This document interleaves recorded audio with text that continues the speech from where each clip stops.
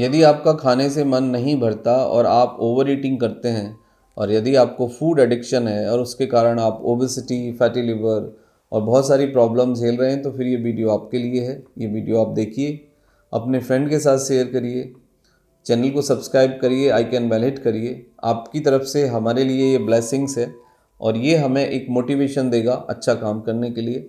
तो आज हम बात करेंगे कि बहुत सारे लोगों में आपने देखा होगा कि वो सदा खाते रहते हैं और खाने के बारे में ही बात करते रहते हैं और वो फूड एडिक्शन इतना ज़्यादा कॉम्प्लिकेटेड कर देता है चीज़ों को कि फिर उनको संभालना बहुत मुश्किल हो जाता है।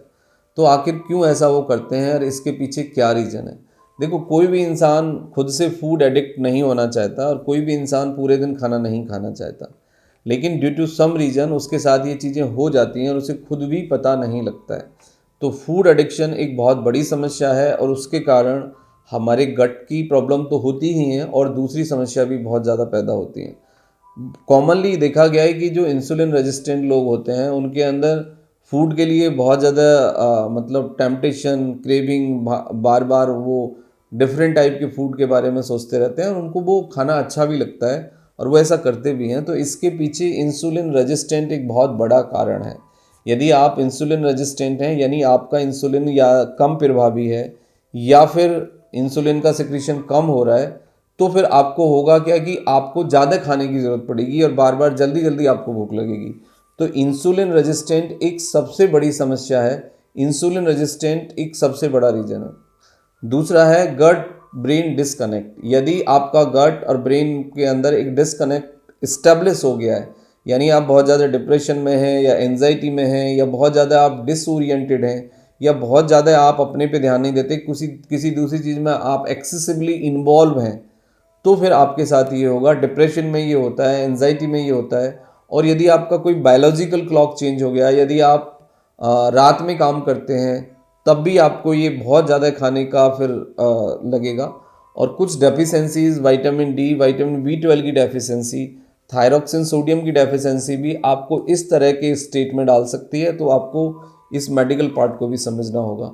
एक्सेसिव कार्ब्स यदि आप खाने में लेते हैं, यदि बहुत ज़्यादा कोल्ड ड्रिंक, सॉफ्ट ड्रिंक आप लेते हैं, बहुत ज़्यादा कार्बोनेटेड रिच फूड आप लेते हैं, तब भी आपको ऐसा लगेगा। यदि बहुत ज़्यादा सोडा आप लेते हैं, बहुत ज़्यादा सॉल्ट आप लेते हैं, तब भी आपको बार बार खाना खाने के लिए मतलब मन करेगा और आप ये करते भी हैं। ब्लोटिंग आपको आएगी और फास्ट ईटिंग यदि आप करते हैं तब भी आपके साथ ऐसा होता है, क्योंकि फास्ट ईटिंग में होता ये है कि हम खाना तो बहुत सारा खा जाते हैं लेकिन हमारा मन नहीं भरता है। मन ना भरने के पीछे रीज़न ये होता है कि आपकी सेलेब्री ग्लैंड और सेंट्रल नर्वस सिस्टम एक्टिवेट नहीं होता है, वो कनेक्ट नहीं होता है आपके ईटिंग के साथ। और ब्रेन को ऐसा लगता रहता है कि अभी आपने थोड़ा ही खाना खाया है लेकिन आप बहुत ज़्यादा खा चुके होते हैं। तो यदि आपको इसको कम करना है तो सबसे पहले आपको ज़रूरत इस बात की है कि आप खाना स्लो खाएं, खाने को चबा के खाएं, माइंडफुल ईटिंग करें और खाने को एंजॉय करें और खाने के साथ ना अपना एक कनेक्शन एस्टेब्लिश करें। वाइट सॉल्ट और वाइट शुगर आप इमीडिएटली निकालें अपने फूड से, अदरवाइज आपकी ये प्रॉब्लम बार बार बढ़ेगी। ओवर ईटिंग को स्टॉप करने के लिए आपको सीधा सा करना है कि पेट के साथ आप अपने दिमाग को कनेक्ट करिए, माइंडफुल ईटिंग करिए, टाइम से खाना खाइए, पूरी नींद लीजिए। और यदि आपको कोई इंसुलिन वाला रीज़न है या फिर कोई डेफिशिएंसी वाला रीज़न है तो आप इसको भी ट्रीट करिए। माइंडफुलनेस, वॉकिंग, अच्छी sleep, food on time, food के अंदर प्रॉपर फाइबर्स यानी वेजिटेबल्स एंड फ्रूट्स, और प्रॉपर आप यदि मतलब फाइबर लेंगे, वेजिटेबल फ्रूट्स लेंगे, तो फिर आप बहुत ज़्यादा खाना नहीं खाएंगे। सॉल्ट का इंटेक कम करिए, शुगर का इंटेक कम करिए, रॉ फूड लीजिए, मोटा अनाज खाइए जितना ज़्यादा आप ले सकें, और टाइम फिक्स करिए खाने का, उसी टाइम पे केवल आप खाना खाइए। यदि बीच में आपको खाना खाने की बहुत ज़्यादा मतलब फीलिंग होती है तो आप खिचड़ी दलिया या पोहा खा सकते हैं। खिचड़ी दलिया पोहा के अंदर बहुत ज़्यादा कैलोरी नहीं है, अच्छा फाइबर है, अच्छा न्यूट्रिशन है और उससे आपका वेट भी नहीं बढ़ेगा और उससे आपको ओबेसिटी भी नहीं आएगी।